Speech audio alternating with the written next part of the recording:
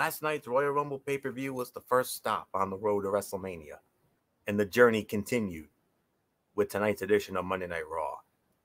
Tonight's show dealt with the fallout from Sunday's event, while also laying some of the groundwork for the build-up to Elimination Chamber. After coming up short in the men's Royal Rumble, Bobby Lashley defended his United States Heavyweight Championship against Riddle after the Bro defeated the other three members of the Hurt Business last week. Speaking of the Hurt Business, Cedric Alexander and Shelton Benjamin put the Raw tag titles on the line against the Lucha House Party. Did Edge declare who he would challenge at WrestleMania? Did Bad Bunny show up for Miz TV? Let's take a look at everything that happened on this week's edition of Monday Night Raw here on the most must-see show on YouTube and StreamYard.com today, Ridiculously Raw. Welcome, everybody, and hello, friends. Anthony Florio here, alongside good old MF Michael Fletcher, the Phenom Michael Bullock, Twisted Angel, and First Lady of the Wrestling Forum, Dee Dee Woodson. Let's not waste any more time, folks. Started off with an in-ring segment. The WWE Champion, Drew McIntyre, he pays his respects to Bill Goldberg after the match they had last night. But then he got interrupted by the winner of the men's Royal Rumble match, the Rated R Superstar Edge. And then they get interrupted by Sheamus. And when all was said and done, we have been waiting for this for weeks and weeks and weeks. We finally got it tonight. Sheamus turning on Drew McIntyre, the bro kick. And that's all that happened. Edge is one of the most reliable mic workers from the past 25 years, and it's not surprising that he was able to give a good performance without revealing anything. Everybody saw Sheamus turning on McIntyre from a mile away, but we never quite knew when it would happen. It certainly didn't seem like this is when he would do it until it happened, so he gets points for the surprise. McIntyre was his usual self. He has good chemistry with just about everybody, and if Edge chooses him for the WrestleMania title shot, it will be a great match. With the Elimination Chamber coming up on February 21, Sheamus could be eyeing a spot in the match if McIntyre defends the title at the event. But nonetheless, I got to say this was, for me, my segment of the night based on all this. So not much more to say. Good old MF Michael Fletcher, come on in. What a great way to jump off the show tonight. McIntyre, Edge, and Sheamus turning on his best buddy. Yeah, and the other big part is Edge did not reveal the cards. He didn't reveal the hand. So I know a lot of people's been talking about McIntyre and Edge, but all of a sudden, within the last, I want to say the last day or so, I'm hearing a lot more of a push for Roman Reigns versus Edge at WrestleMania.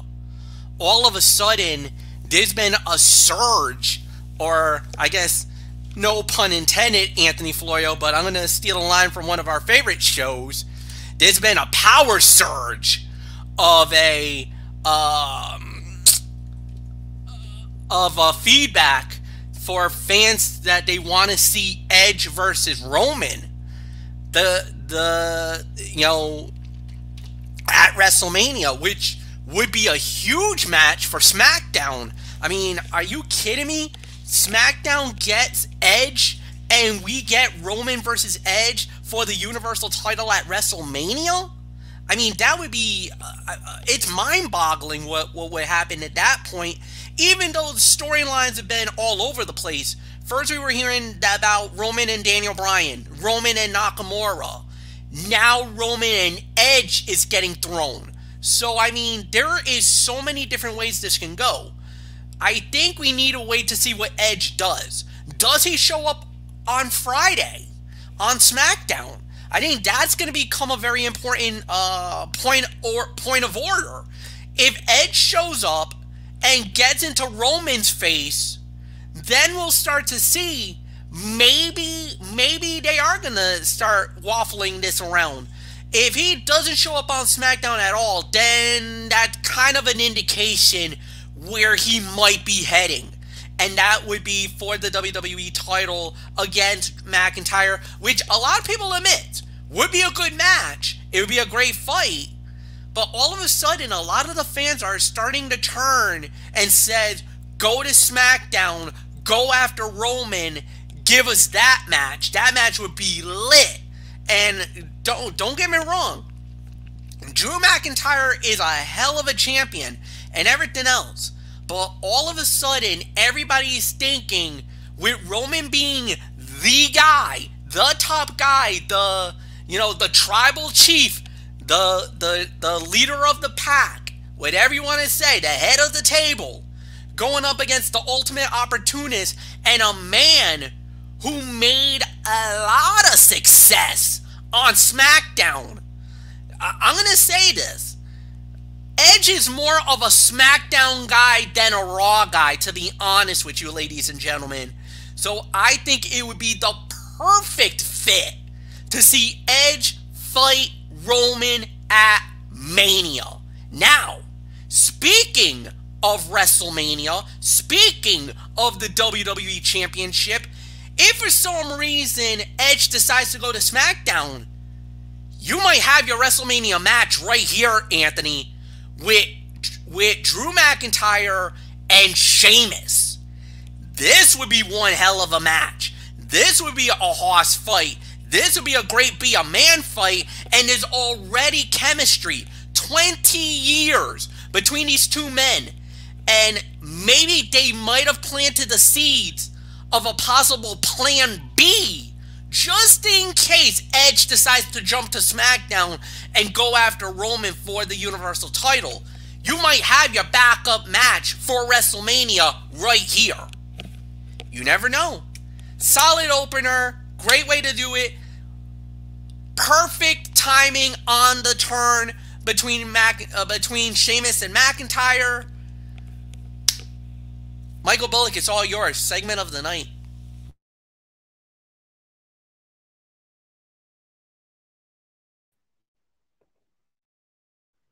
Yeah, like you said, I mean, I think this was definitely a good segment to start it off. I mean, basically, Drew McIntyre showing praise for Goldberg after what he did last night, and Edge coming out, and then all of a sudden you had Sheamus, and Edge, he didn't tip his hand. He was going to wait it out to see who he'll face at Mania. But yeah, I mean,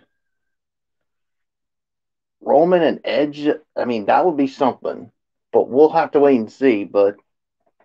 And then all of a sudden afterwards, the one we've been waiting to see, Sheamus turns on his longtime friend, Drew McIntyre. And I'll tell you what, I mean, like you said, if we get Roman versus Edge at WrestleMania for the Universal title, I think you have your other WrestleMania match right here if they decide to go down that route. But we'll wait and see. So, nothing more to say. D.D. Woodson, it's yours. This was definitely the best way to start off Raw. Awesome segment, definitely segment of the night. They're already advertising that Edge and Bianca are supposed to announce who they're choosing at SmackDown. So we'll just have to wait and see if that actually happens or not. But yeah, this was a great segment, great way to start. So it's yours, Florio. All right, sit back, guys, because we got mass cutouts here, unfortunately. But what else is new? I was very disappointed with this upcoming match here. I thought this had a chance to be halfway decent at worst. United States Heavyweight Championship on the line. Bobby Lashley defending against Riddle. Riddle wins the match via disqualification in 1 minute and 40 seconds because Bobby Lashley got a little too antsy, as we say, and he refused to let go of the submission hold, and He didn't break the 5 count, so the referee disqualifies him. So, damn shame, but, it is what it is. Automatic NA, obviously. And that was quick. Riddle came out of the gate hot, had one good spot, but for the most part, Lashley looked like an unstoppable monster. Strange booking decision after WWE had Riddle defeat 3 men to earn this title shot, but the logic behind it likely has to do with WWE wanting their final encounter to happen at a pay-per-view like the Elimination Chamber or Fastlane. It's hard to judge segments like this because there isn't much substance. Lashley was the only one who came away from this looking strong. So there's that. 140. And then from there, Orton with a great backstage promo. They announced their main event. So Orton versus Edge. Already something to get excited about there. Mustafa Ali with going up against Xavier Woods. Xavier Woods wins the match. Only 4 minutes and 10 seconds. Another match that I had a good feeling about, but unfortunately that one didn't last as long. Woods and Ali, they packed quite a bit into a short match without looking as if they were rushing from move to move. Not an easy balance to achieve. Ali is regarded as a great worker, but the past couple of weeks have been a reminder of how good Woods is between the ropes. He deserves his own singles push at some point. This feud has been fine, but having Kofi back is going to help it make it more interesting in the coming weeks. Then from there, and as if the short matches weren't bad enough, then they had to throw this crapola on top of it here. Miz TV, Miz and Morrison, and Bad Bunny was the guest. Bad Bunny, obviously, he's got that big song with Booker T. They did the musical performance at the Rumble. One of the few lowlights of the event. I really didn't care for it, but it is what it is. And but one good thing actually did come out of this. Monday Night Raw has a brand new addition to the roster. The Archer of Infamy, Damian Priest, is now Monday Night Raw bound. Wow, okay. And then he goes up against them. Then he goes up against the Miz. And Damian Priest wins in 4 minutes and 25 seconds. So it was Priest's Raw debut. Instead of having him deliver a promo or give an interview, WWE had Bad Bunny talk to the Miz. It was a strange choice. The comedic moments also fell flat. Other than that, it was fine. Priest and the Miz didn't put on a clinic, but the A-lister did his job and made the newcomer look strong in his Raw debut. Miz and Morrison need to get back into the hunt for the tag titles. These random feuds are doing nothing for them. Okay, surely something has to come out of this. Okay, now we finally have something we can get into here. Raw Tag Team Championships on the line. Cedric Alexander, Shelton Benjamin against the Lucha House Party, Lince Dorado and Grand Metalik. Winners of the match in an even 12 minutes, and still the Raw Tag Team Champions, Cedric Alexander, Shelton Benjamin, MF. Finally something relevant here. But you notice another chink in the armor of the Hurt Business. It's only a matter of time before that powder keg explodes. Yeah, it definitely is. But look, it looks like, at least for tonight, they were together. At the end, it looked like Cedric was going to go for the end. Shelton Benjamin tags himself in, gets the Pater, gets the 1, 2, 3. But if you look, they looked at each other. But MVP's like, yo, look, job is done. We did it. Just try to work together. That's all I'm asking for. They both bump fists, like as respect. And you saw MVP's like, all right, that's, I'll take it. That's good enough for me. At the end of the day, this was a solid match. This was easily, you could say, second best fight of the night. This was at least, I want to say, 3 stars.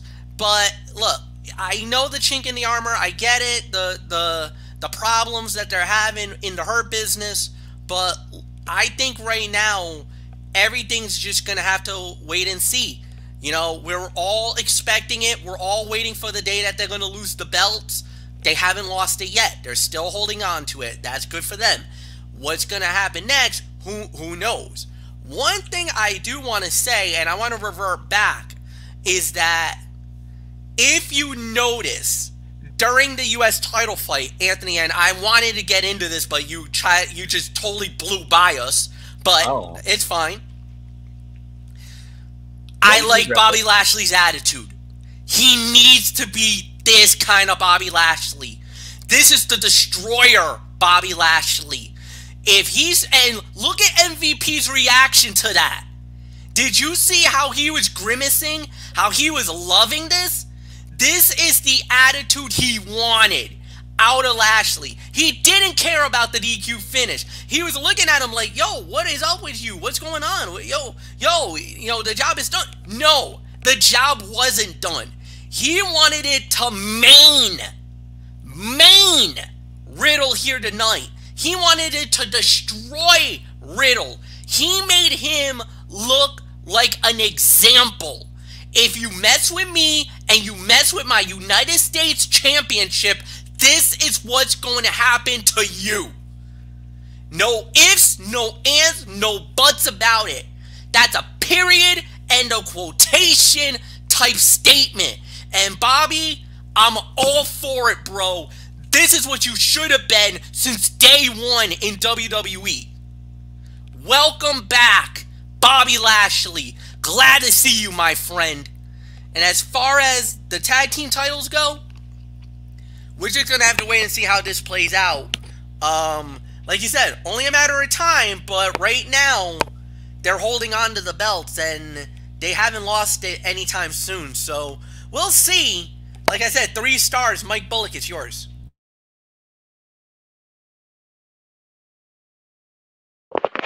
All I can say is, damn, Fletch, tell us how you really feel. Whew. Nobody does it better than you do, Fletch, when you're Mr. Hype. So, what was your rating, Fletch, on it? He gave it 3 stars. Yeah, I'm in the same boat as well. 3 stars for me as well. So, yeah, there's really nothing more to add to it, so I'm just going to give it to D.D. Woodson. Yeah, I'll agree. 3 stars. So let's move on. Oh, yeah. This was an enjoyable match with 4 great athletes, but some of the moves Miz Ali tried to hit almost didn't work. There was something off about him, which is odd because he is usually such a crisp performer. The tension continues to grow between Benjamin and Alexander. Eventually, they will end up losing the titles due to a mistake, and it will lead to one of them being booted from the stable. This storyline has been building up slowly over several weeks. It might be a good idea to take the next step in this story sooner rather than later. WWE can only drag things out for so long. So we'll address that. So nothing more to say. And now we move into another good match here. A number 1 contenders triple threat match for the right to challenge Nia Jax and Shayna Baszler for the women's tag team championships down the road. The former champions, Asuka and Charlotte Flair, teaming up against Mandy Rose and Dana Brooke, and the randomly thrown together tag team of Naomi and Lana. Winners of the match in 11 minutes and 5 seconds, and the number 1 contenders for the women's tag team championship, the randomly thrown together tag team of Naomi and Lana. Michael Bullock, what do we make of this? Well, like you said, I mean, they were just literally thrown together. And, yeah, I mean, this is going to be interesting to see now that they are the number 1 contenders for the women's tag team championships. And, yeah, as far as this match goes, I'll give this about, I'm going to give this another 3 stars as far as I'm concerned. I want to rate it higher, but that the ending, took a little bit away. I mean, you know what? I'll give it 3.25 stars.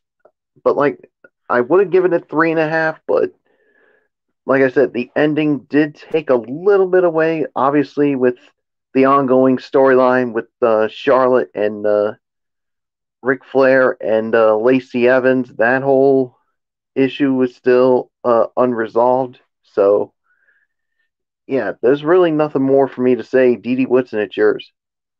For this Atlanta Falcons defense.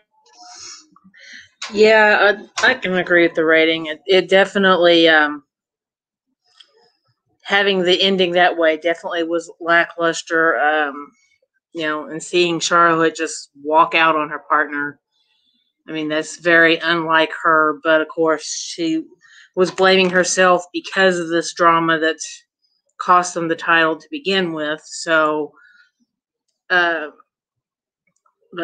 really, Lana's getting a tag title chance? I don't know. I'm a loss for words for that one, so take it, Florio. Yeah, I can understand where you're coming from, Dee. For me, I rather would have had Mandy and Dana go over because, I mean, that's a fantastic title feud in the works right there. But I think they might be saving that for Mania. That's just my gut instinct, but we'll see. But this was another one of the fights of the night here. But there is some downside here. The repeated distractions by Ric Flair and Lacey Evans are bad enough, but now Asuka is losing when Mandy Rose or Dana Brooke could have taken the pin to give us the same result. None of that makes any sense. If we're supposed to feel bad for Charlotte, should we care that she left her partner by herself? Will Asuka ever be booked as a dominant singles competitor again? Does Naomi deserve better than a tag team storyline with Lana? And why wasn't the Riot Squad in this bout? Because of that brand-to-brand quarterly invitational. Other than that, the match itself had a few nice sequences, but triple threat tag matches are almost never good overall. The way it was structured always leads to a few awkward moments, and this match was no exception. But it was a fine match, though. Nitpicks aside, but it was still one of the top fights of the night for sure. 3 to 3 1/4. That's the best I can go. So MF, Naomi and Lana, really? First off, let me address Dee Whitson on the Lana thing. If you remember, Lana was promised or was teaming with Asuka for a shot at the WWE Women Tag Team titles. She never got the opportunity to fight for the belts.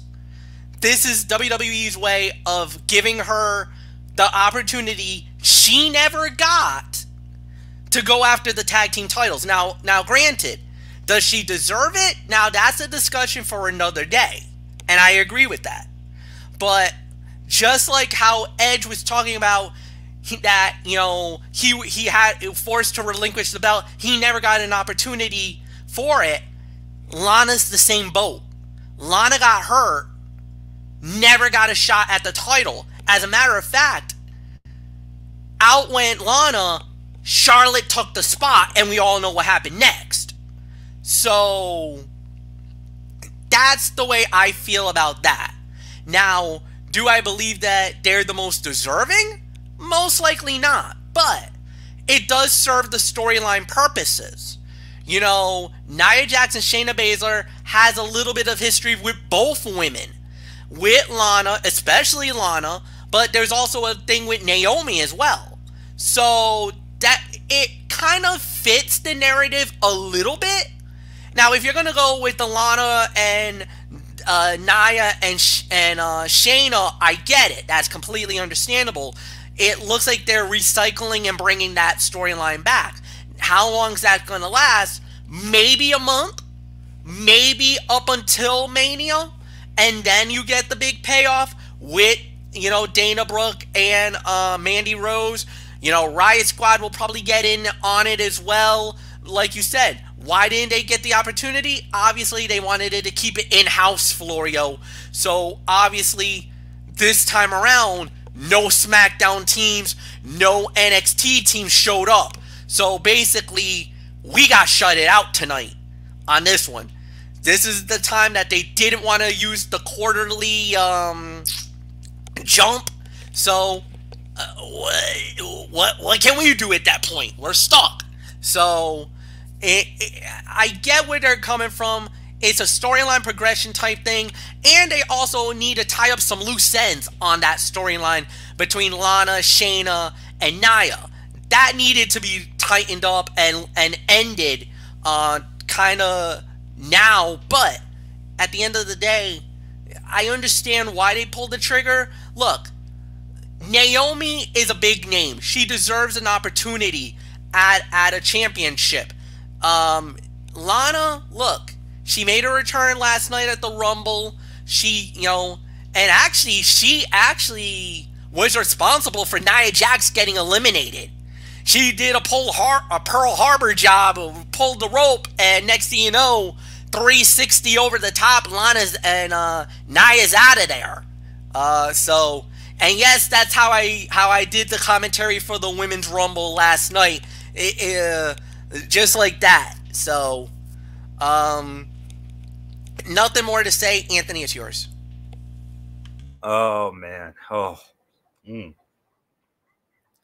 MF, you know how much I love it when you bring up those old gorilla isms that I call them. So, yep, that's exactly how we did it. I'll tell you. I mean, Pearl Harbor job indeed. Yes.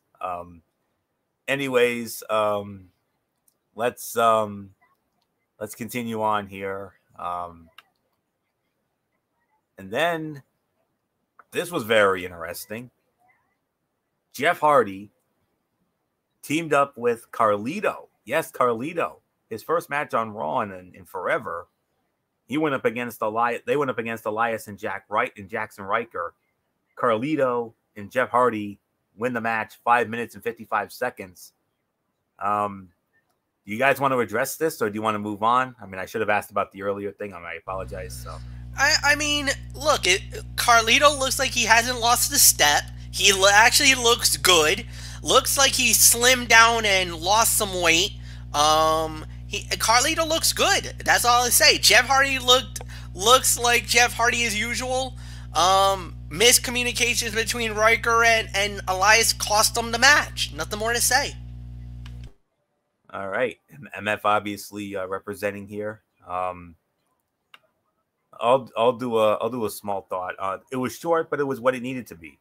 Carlito got his first win on WWE TV in over a decade, and Hardy defeated his rivals. Both teams worked well together, and they paced the match so everybody had a chance to get in enough offense to make an impression. It wasn't a 5-star classic, but it wasn't bad by any means. It was right down the middle. It'll be interesting to see if Carlito makes more appearances or if this was a one-time thing after appearing in the Rumble. 2.5. That's basically what I would give it. So, not much more to say there. And then we had Alexa Bliss squaring off against Nikki Cross. Alexa Bliss wins the match 6 minutes and 45 seconds. Didi Woodson, I know you wanted to get into this, so what did you think? Very, very interesting the way this turned out. We're starting to see these transformations with Alexa. We didn't go completely Venus with her this time, but we did get the old goddess for a little bit, and whatever this mind game is, Nikki didn't fall for it this time. But there's a new move there at the end, her version of Sister Abigail, where she kind of changed it up a little bit, and that graphic where you see half of a Fiend face and half of the Playhouse or Playground Alexa face. That was kind of cool too. But yeah, this was a fairly good match. A lot of vocals from Nikki though, trying to get into Alexa's head. So I'm gonna probably give it about 2.5 stars. It was a fairly good match for what it was worth. Good showing for both girls on, kind of rehashing the feud that they had before, and showing, that, Alexa still has it, even with the new character, and seeing what the new developments are going to be with it. I'm kind of excited to see where this playhouse version or playground version of her goes with this, and how it's going to lead to Bray Wyatt eventually coming back. So not much more I'm going to add. It's yours, Florio. Yeah. Let me see. What did I have? WWE put this storyline on hold for months and just picked it back up like it was always happening in the background this week. It was kind of weird. That said, Cross did an excellent job carrying the emotional weight of this bout, while Bliss was her usual jovial self whenever she was in control. It was a good juxtaposition of the former friends and how their roles have changed since they originally joined forces. The transformations are one of those tricks WWE could never do during a live show, so it's great to see the company taking the opportunity to do it while it's still possible. Cross looked good, but this match is not going to be for everybody.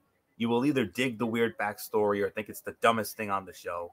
There will be almost no middle ground. 2.5 stars. Not much more to say. MF, Alexa, she's at it again. She was at it again and looked very impressive with it. The storyline was very good. It was a solid performance. I enjoyed it as well. Look, at the end of the day, they did what they needed it to do. So, yeah, it was really good. It was solid for what it was worth. I enjoyed it. The body of work of both ladies. I love Nikki Cross. Nikki is one of those great people, no doubt about it. What she brings to the table is absolutely amazing, and it was tough. It was a tough situation, and it was tough. So the storyline was really good. And then what you got was, it started out with Alexa being the playhouse, turned into, like you said, the goddess. She shows up, and you're wondering what type of angle she's going, but Nikki she didn't fall for it, and it looked. Then she goes back into the playhouse. We're thinking, is she gonna go Fiend on her? No, she didn't go Fiend, and like you said, that cool variation of the Sister Abigail, Alexa's version of it, kind of wraps the arm around the neck and yanks. So it almost looks like a DDT type of a maneuver instead of it being like a fusion type maneuver where they just grab you by the shoulder, by the arm and the shoulder, and yank. It's more of a DDT type of a maneuver. So it's beautifully done, no doubt about it, and another good match, solid fight to say the very least. Michael Bullock, it's yours.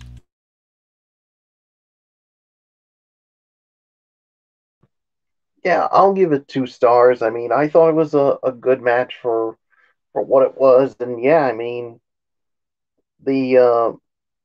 Alexa Bliss continues to play the mind games, and she did that with Nikki Cross here tonight. So now the question is, guys, what's next for Alexa Bliss?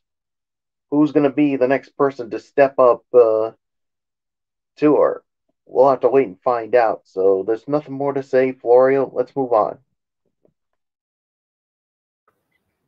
Yep. And let me see.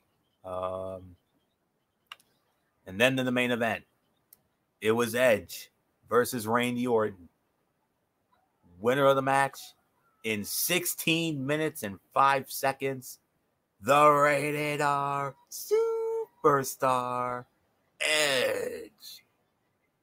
Because of Alexa Bliss interjecting near the end. No question about it. This was the fight of the night. 3 3/4 to 4 stars. I mean, these guys.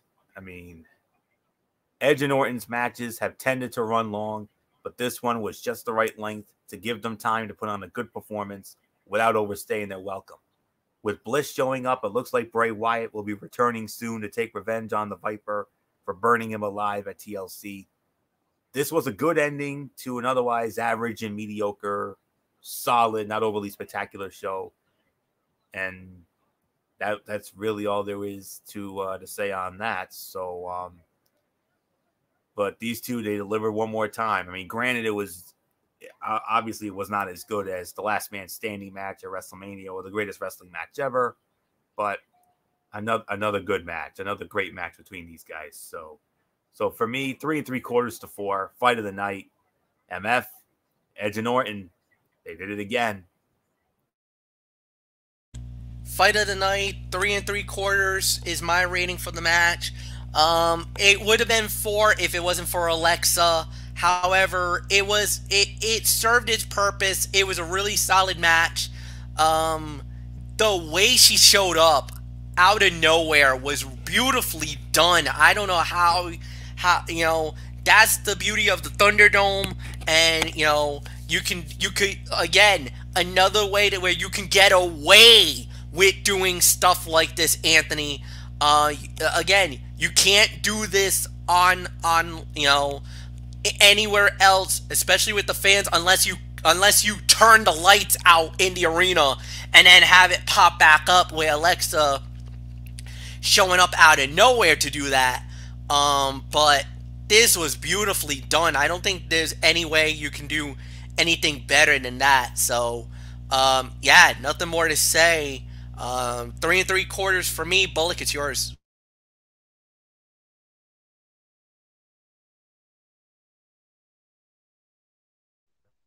Yeah, I say 3 3/4 to 3 3/4 for me. I think is good enough.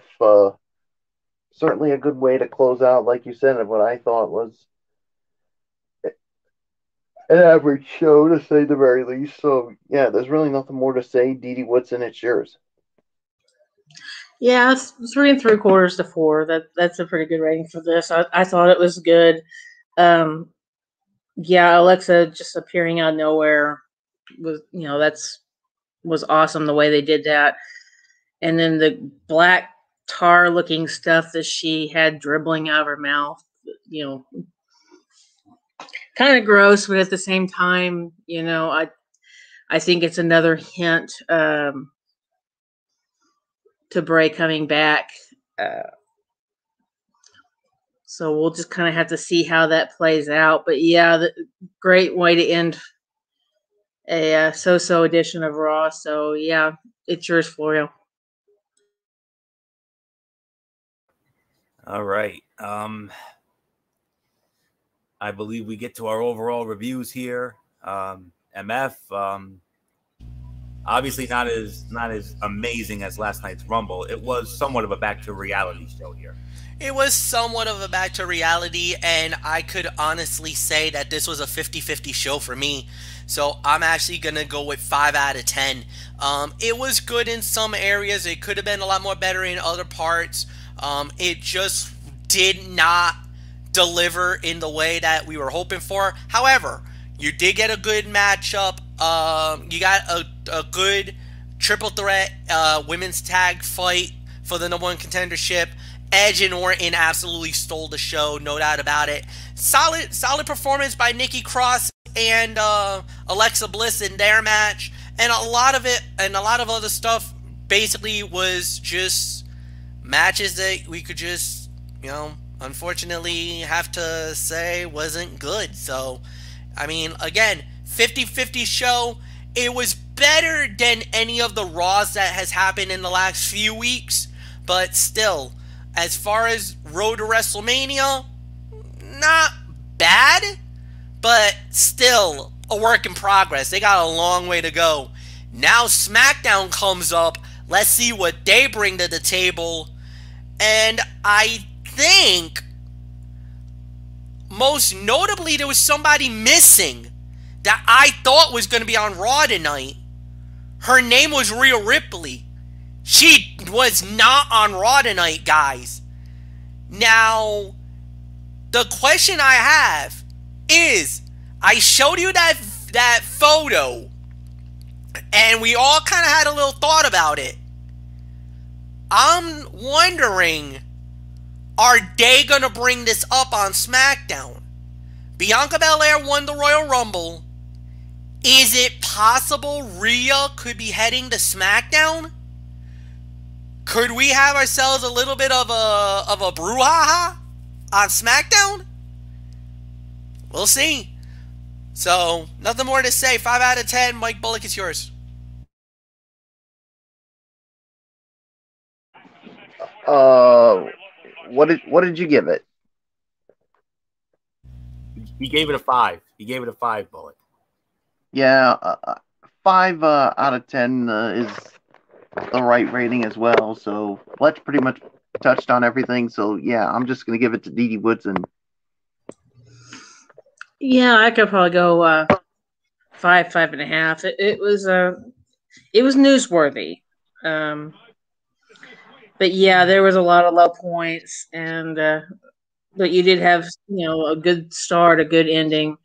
They were both strong. It's just the middle sketchy, not a whole lot there. They probably I would say the last hour was where things kind of picked up. So yeah, not much more I'm going to add. So good night, guys. All right, good night, Dee Dee. We'll see you on Friday night. But about a 5 it's about 5 to 6 for me. We had some good matches. I mean, we had the main event, Edge and Orton. They stole the show as always. The women's triple threat was fine.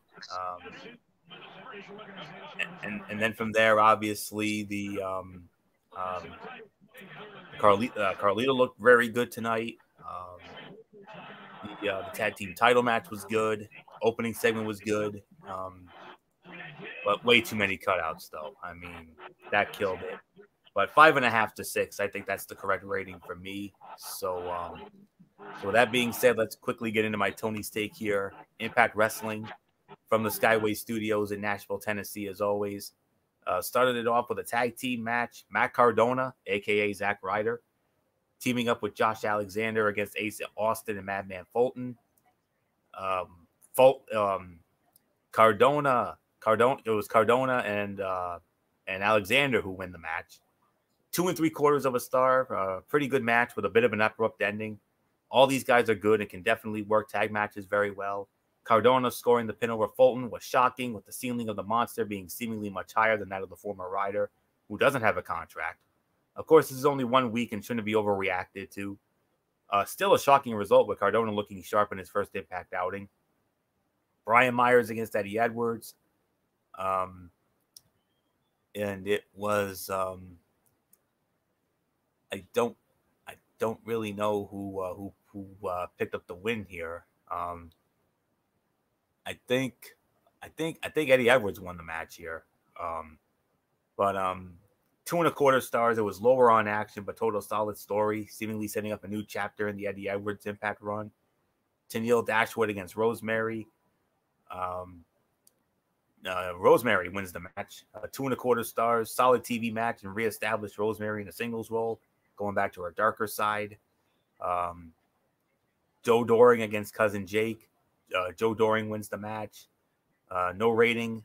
One-sided match, serving as more of an angle, really. The idea of Jake and VVD is promising, with that hopefully allowing him to blossom into the star he is capable of. Then we had 8-man tag. Moose, Chris Bay, Sami Callihan, and Ken Shamrock against Rich Swann, Tommy Dreamer, Willie Mack, and Trey Miguel was the mystery partner. Babyface team wins the match, 2.5 stars. Sami Callihan takes another loss. His credibility has gone down the drain. Not having a memorable win in the past year hasn't helped. Trey's return was nice, with his hot tag really shining. The win over Callihan could have been a bigger deal if that had an ounce of meaning left in 2021. When he was booked strongly, Callihan was one of the best acts the company had to offer. With all that being said, the match was basic but solid as a main event tag to get Trey back into the mix. 6 out of 10, solid show, but a drop off from the previous week. Still, Impact manages to have a lot of interesting elements in motion. This week was also eventful, with the return of Trey Miguel being the talking point. The wrestling could have been better, but nothing was worse than average.